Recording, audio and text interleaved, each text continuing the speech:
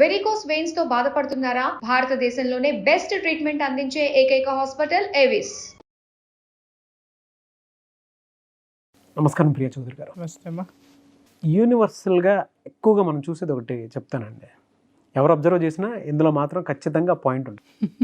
Extra marital అఫైర్స్లో మనం చూస్తే అంటే కట్టుకున్న భార్యకి అన్ని రైట్స్ ఉన్నా ఏముండవు, కానీ గర్ల్ ఫ్రెండ్కి అయితే డబ్బు, ఎనర్జీ, దాంతోపాటు తనకు కావాల్సినటువంటి టెంపరీ నీడ్స్ ఏవైతే ఉన్నాయో ఇంట్లో దోచుకెళ్ళి మొత్తం మరీ అట్టే పెట్టేస్తూ ఉంటారు. కానీ ఇటే పెట్టడానికి కాలు, చెయ్యి, నోరు ఏమీ రాదు. పోగా ఎంత దరిద్రంలో కూరుకుపోయి నోరు తెరవకుండా ఉంటే అంత మంచిదని ఎక్స్పెక్ట్ చేస్తారు. ఎక్స్ట్రా మ్యారిటల్ అఫైర్స్లో అది ఎక్కువగా చూస్తాం మనం. ఇటేపు పెట్టడానికి రానిది ఇటేపు చెయ్యి ఎందుకు వస్తుంది అనేది అర్థం కాని ప్రశ్న. ఇవాళ ఎక్కువ ఫ్యామిలీస్లో బాధపడిపోయి కుటుంబాలు నలిగిపోయి వీధిని పడ్డ జీవితాలు చాలా చూస్తాం మనం. ఇలా ఎందుకు జరుగుతుందండి? నాగరాజు, భార్య అనేది జీవితాన్ని పంచుకోవడానికి వస్తుంది. Okay, well wisher. She is well wisher for everything. నా భర్త బాగుంటే చాలు, నా భర్తను నేను కష్టపెట్టకుండా ఉంటే చాలు, నా భర్తది ఏదైనా నాదే కదా. ఒక నమ్మకము, ఒక వెల్ విషింగ్, రెండు కలిపి ఆవిడ్ని బానిస కింద చేస్తాయి. ఇప్పుడు మీరు అన్నారు గర్ల్ ఫ్రెండ్కి ఎట్లా వస్తాయి అనేసి. గర్ల్ ఫ్రెండ్ వచ్చేదే జేబు చూసి, గర్ల్ ఫ్రెండ్ వచ్చేదే జేబు నింపుకోవటం కోసం, గర్ల్ ఫ్రెండ్ వచ్చేదే ఆ యాటిట్యూడ్ తోటి వస్తుంది. కాబట్టి she knows that how to grab that. Okay, రెండో విషయం ఏంటి అని అంటే, నేను ఎప్పుడో ఒక సినిమా చూశాను సార్, చాలా సావిత్రి సినిమా, బహుశా అందరూ పాత వాళ్ళందరికీ గుర్తుండి ఉంటుంది. అందుట్లో భర్త జగ్గయ్య క్యారెక్టర్ అనమాట. బాగా రిచ్ అంటే ఫ్యామిలీ, మంచి ఫ్యామిలీ, అన్యోన్యమైనటువంటి దాంపత్యం ఉంటుంది. సడన్గా భర్త ఒక ఆడదానికి బానిస అయిపోయి ఇంటికి రావడం మానేస్తాడు. అందరూ గమనిస్తారు, గమనించి ఎవరు ఏమీ మాట్లాడరు. భార్యగా గమనిస్తుంది, ఎవరికి చెప్పుకోలేనటువంటి విషయం. అత్తమామలకి చెప్పుకోలేదు, ఇంట్లో మరుదులకి చెప్పుకోలేదు, ప్రపంచంలో చెప్పుకోలేదు, ఏమీ చెప్పుకోలేదు. ఇక చూసి చూసి చూసి చివరికి ఏం చేస్తుంది అని అంటే, వాళ్ళ ఇంట్లో వాళ్ళకి చెప్తుంది. చెప్పంగానే వాళ్ళ ఇంట్లో వాళ్ళు మందలిస్తారు. మందలించగానే ఇమ్మీడియట్గా ఇతను ఏం చేస్తాడంటే భార్య మీదకి రివర్ట్ అయిపోయి, నువ్వు నా గురించి చెప్తావా అంటే, నేనంటే నీకు గౌరవం లేదు, నా మీద నమ్మకం లేనప్పుడు నేను ఈ ఇంట్లో ఉండాల్సిన అవసరం ఏంటని ఇంట్లో నుంచి దొబ్బేస్తాడు. అప్పుడు ప్రపంచం ఏమంటుందంటే, మగాడిని అట్టు అడిగితే ఎట్టుంటాడమ్మా, వెళ్ళిపోడు. ఎందుకంటే చుట్టూ జర్నీ అన్నీ ఎదవలే, వాటికి చేతగావు, వాటిలో బలం లేదు, అవి భర్తని ఎలా తిరిగి తెచ్చుకోవాలనేటటువంటి చట్టం పట్ల కానీ, భార్య యొక్క హక్కు పట్ల కానీ వాటికి విలువ లేదు. వాటికి అవగాహన లేనటువంటి క్యారెక్టర్లన్నీ చేరిపోయి, అదేంటమ్మా మగాడు చేస్తే చేశాడు అట్లా అంటావా, ఇప్పుడు ఇంట్లో నుంచి వెళ్ళిపోయినాడు కదా నువ్వే చేసుకున్నావు, తిరిగి ఉల్టా మాట్లాడుతూ ఉంటారనమాట.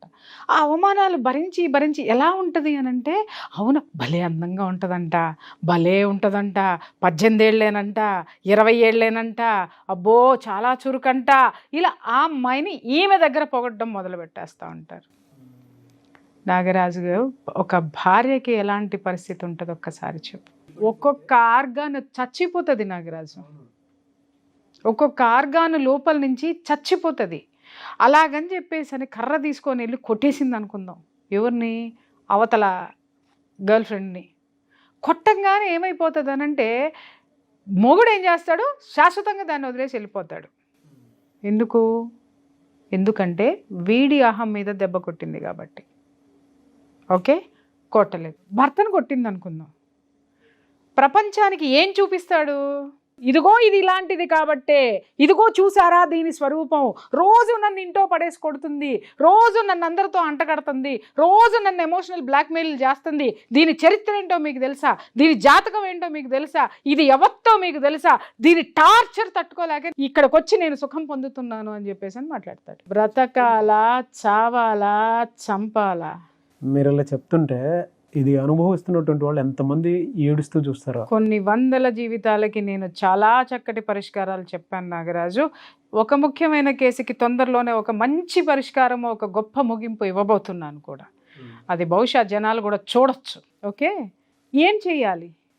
ఈమె ఏమి చేసినా దాన్ని ఉల్టా ప్రపంచానికి పరిచయం చేయంగానే జనమందరికీ ఏమవుతుంది అనంటే, ఒక మగాడి మీద మగాడు చేస్తాడు, మగాడు చేశాడేమో, ఈమె ఏంటి నేను భార్యని అని చెప్పేసి అరిచి గీ పెట్టినా కూడా ప్రపంచము మగాడికి ఎంత సానుభూతి చూపిస్తుందో. అప్పుడు ఏం చేస్తుందంటే సావిత్రి, అసలు ఏంటిది, ఎందుకు, అరే ఒక భార్యలో ఉండనటువంటిది అవతల వీళ్ళల్లో ఏముంటుంది అది తెలుసుకుందామని వేశ్య దగ్గరికి పోతుంది. వేశ్య దగ్గరికి పోయినప్పుడు అదొకటి చెప్తుంది, నిజమే మీరు మహానుభావులు, అంకితమై ఉంటారు, మీరు పతివ్రతలు, మీరు మీ కాలిగోటికి మేము సరిపోము, కానీ మా కాళ్ళ దగ్గరే ఒక మగాడు ఉంటాడు. కారణం ఏంటంటే కుల స్త్రీలు చేయలేనటువంటివి మేము చేస్తాము, మీరు చెయ్యగలరా అనగానే ఒక్కసారి చచ్చిపోయి ఇలా కళ్ళు మూసేసుకుంటుంది అనమాట. ఏం చేస్తావు అని అడుగుతుంది. మందు కొడతాను అతనితో కూర్చొని, మీరు మందు తాగుతారా, ఇంకా ఏమో చెప్పబోతే ఆపేయి అని ఇంటికి వచ్చేస్తుంది. ప్రపంచము ఏమి చూస్తుంది అనంటే మగాడికి ఎక్కువ సుఖాన్ని ఇచ్చేటటువంటి పని ఆడది చేయాలనుకుంటారు, కానీ అంత సుఖాన్ని తీసుకోవడానికి, భార్య నుంచి తీసుకోవడానికి వీడికి ఉండాలిగా, భార్యను అలా వీడు తయారు చేసుకోవాలిగా. లేదు, భార్య ఎంత ఇచ్చినా ఎంగిలి కూటికి ఆశపడే కుక్కలు కొన్ని ఉంటాయి, అవి ఎంగిలి ఇస్తరాకుల వైపుకే పోతాయి. పైగా దాన్ని ప్రసాదం కింద జనాన్ని, ఊరిని, జనాలని మభ్య పెడతాయి, అబద్ధాన్ని అద్భుతంగా ప్రజెంట్ చేస్తాయి. అర్థమైందా నాగరాజు? కానీ నిజం అనేది ఎలాంటిది, నిప్పు లాంటిది. నిజంగా ఈ భార్యలో అస్తిత్వం ఉన్న, చీము నెత్తురు ఉన్న, ఆత్మగౌరవం ఉన్న, ఏమంటున్నాను, అస్తిత్వం, చీము నెత్తురు, ఆత్మగౌరవం ఏది ఉన్నా కూడా రోడ్డు మీద వేసి తన్నండి, పరువులు పోతాయని నోరు మూసుకుని కూర్చున్నటువంటి ఆడవాళ్ళు సంవత్సరాల తరబడి ఈ నరకాన్ని అనుభవిస్తున్నారు నాగరాజు, నరకాన్ని అనుభవిస్తున్నారు. శారీరక సుఖం ఇవ్వడు, ఇంట్లో ₹1 ఇవ్వడు, పిల్లల్ని చూడడు, ఏమన్నంటే ప్రపంచంలో అదే చెడ్డది అని చెప్పేసి అని ప్రూవ్ చేసుకుంటూ పోతున్నారు. కుక్కని కొట్టినట్టు కొట్టండి. ఎందుకనంటావేమో, నువ్వు కొట్టకపోయినా కొంపలో కూర్చున్నా నీకెవడు తీసుకొచ్చి కీర్తి కిరీటాలు ఇవ్వడం, నిన్నెవడు పోషించడు, నిన్నెవడు ఏమీ చేయడు. అట్లీస్ట్ నువ్వు ఒక ధైర్యంగా ఒక స్టెప్ ఏదైతే నువ్వు తీసుకుంటావో, నీ అస్తిత్వము, నీ ధైర్యము, నీ బలం, నీ బలగం ఏమిటో కనీసం వాడికి నువ్వు చూపించిన వాడి అవుతావు. దెబ్బకి సమాజం ఎందుకు దిగిరాదు, దెబ్బకి నీ హక్కులు ఎందుకు రావు, కొట్టి చూడు. మహా అయితే పోలీస్ స్టేషన్లో చిన్న పనిష్మెంట్ ఉంటుందేమో, కోర్టుకి వెళ్ళిన తర్వాత ఎందుకు కొట్టావు అని అడిగితే మొత్తం చరిత్ర అంతా వస్తుంది నాగరాజు. కోర్టు ఏమి అవతలాడు చెప్పిందే నమ్మి ఈవిడికి శిక్ష ఇది కదా, ఈవిడికి శిక్ష వేసినా వాడు ఎంత ఎదవనేది కూడా అక్కడ ప్రూవ్ అవుతుంది కదా. కనీసము ఇలా బాధపడుతున్న ఆడవాళ్ళందరి ఆశీర్వాదాలు ఉంటే ఇలా చాలామంది కూడా వాళ్ళ జీవితాలని సక్రమంగా ఒక దారిలో పెట్టుకునేటటువంటి అవకాశాలు బోల్డ్ ఉంటాయి.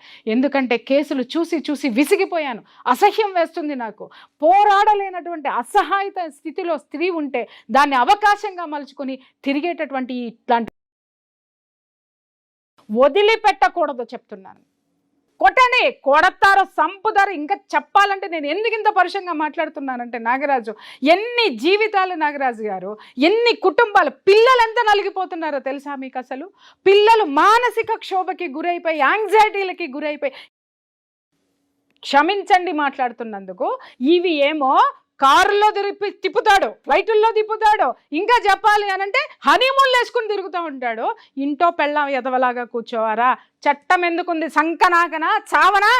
చట్టం పెళ్ళానికి లేనటువంటి హక్కు ఈ సమాజము ఉంచుకున్న దానికి ఎట్లా ఇచ్చింది? అన్ని హక్కులు ఉన్నాయి. ఏ దారులుంటే ఆ దారుల్లో పోరాడండి. నిజంగా ఇలా కూర్చొని ఉన్నారు అని అంటే మాత్రం మీకంటే సిగ్గులేని జాతి, మీకంటే సిగ్గులేని చీవు నెత్తురులేని బతికే కంటే వాడినన్న దారిలో పెట్టండి. కాళ్ళు చేతులు నడువిరక్కొట్టి దారిలో పెట్టుకొని మీ జీవితాన్ని శభాష్గా మీరు ముందుకు తీసుకెళ్ళండి. లేకపోతే ఇంకా చచ్చిపోయామనుకొని బ్రతకండి. థ్యాంక్ యూ అండి. Thank you so much Priya Chaudhary garu. Thank you.